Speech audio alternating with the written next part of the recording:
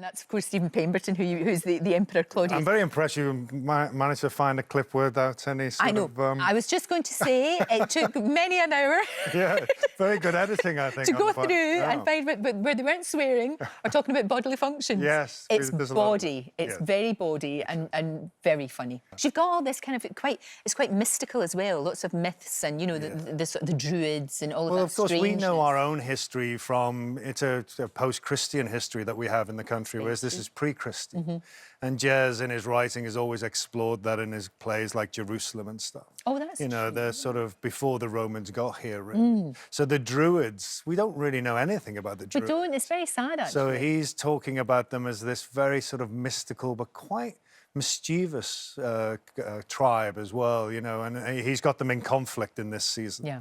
And but he has great fun with them. But there's something also quite psychedelic about the world, and I think that, as you can hear from the soundtrack, Jez and Tom have really inhabited that sort of quite... That's true. 60s, 70s psychedelia, really. There's It is quite a bit of prog rocky sort It's of. quite You trippy. keep thinking Rick Wakeman's going to turn up any minute, but no, there's a lot of that, and there, you know, Donovan's in there as well. So I love the soundtrack, but you know, there's a lot of. Yeah, it's quite a heady mix. It sure is. I mean, Mackenzie Crook is unrecognisable. Yeah. I think he must spend about 3 days in makeup getting... Well, he plays two characters. He we does, can see him there. yeah. So he plays two brothers, Heron and Harker, and Ferrin, who's the one with the bald head. Yeah, Mackenzie's in makeup a long time. So sometimes we would be talking after the production, and I'd say, I'm off to bed. And he said, well, I'm only living around the corner because I've got to be back in makeup in a couple of hours. But he has this whole skin that they put on over him. It is amazing. Yeah. It looks incredible. And he really goes for it, and I'm very impressed by him. Now, look, when you were shooting this series, unlike Prince Andrew, you did get a bit sweaty. Yes, I did. It was very hot, wasn't it? It was very hot. Well, it was true last summer, if you can imagine. Yeah, I know. So we had to have these cold And you're in all that. tents. Yeah, I mean, all that leather for the crew. Oh, yeah, it was really tough, and be. they worked long hours. And so every now and again, we all kept an eye on each other, and people would have to go into the cold tent. And Eleanor, who plays the main character in A Kate, she was really struggling at some time. Oh, yeah. I mean, that dehydration. When I did The Walking Dead, it was the same thing. You're working so hard and so intensely that you forget. You do. You're right. You need to be reminded by people. Have a drink of water. Yeah, that's it. You have to keep Eat hydrated. something. You forget because it's new to us. And you're so sort of in that. You're so in it, and time, and you know, time is so sort of precious when you're filming.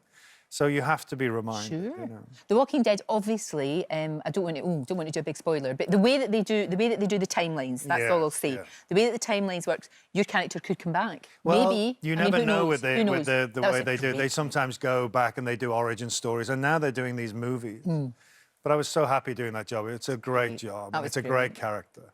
And not just, you know, in terms of the actors and the people in front of the camera, but again, I made great friends in the crew and stuff. And we filmed it down in Atlanta, which is tough, but also I got on so well with everybody down there. It's a joy when it works like that. Yeah. Also, what you do allows you to give causes that you are very passionate about a platform, doesn't it? And I know that you've just been to Cairo. So it's receiving lots of refugees. And of course, refugees it's an international problem that we have to recognise. No, and we have to do something. We have to look at that. And certainly, you see me meeting families there, the vulnerable.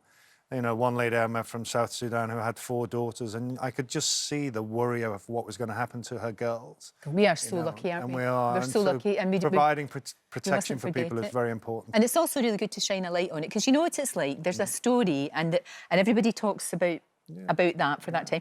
That problem doesn't go away just because the focus has moved to something else. And also, for me, it's the enormity of the problem sometimes means that you slightly sit back and think, well, what can I do? Yeah, you get overwhelmed. Whereas when you get involved in the personal, in the stories of people and their personal stories, you get to see them as individuals like you and I, parents. Yeah. You know, you see them as people struggling. And also, but what they can bring, you know, there was a great art class I went to in Cairo, and people just producing so much fantastic creative work. I went to a drama workshop where refugees from all different types of communities were working together, and it's really inspiring. So, you know, there's those positive stories. Yeah, there's hope. That's the thing. It's very easy to think there's nothing I can do, but you're absolutely right. There is hope. And if you know, and also time, you can give your time. For sure, absolutely. I think it's great that you do that. I really do. You've got a new ITV drama coming up as well, all about Singapore during the war, which I cannot wait to see. Sort of that, like Tenko. Yeah, That kind of time. It's just before Tenko would have happened. So it's just before, it's during the Japanese invasion. Right. And I play a British businessman in Singapore, and he's stuck between a rock and a hard place about supporting the British army, but also wanting his business to succeed. Excellent. So he's a monstrous character, and I love playing him. You like playing monsters? Yeah. You've got to come back and tell us more about that. I will. When it's on, it'll be on in the new year, and I'd love to come back.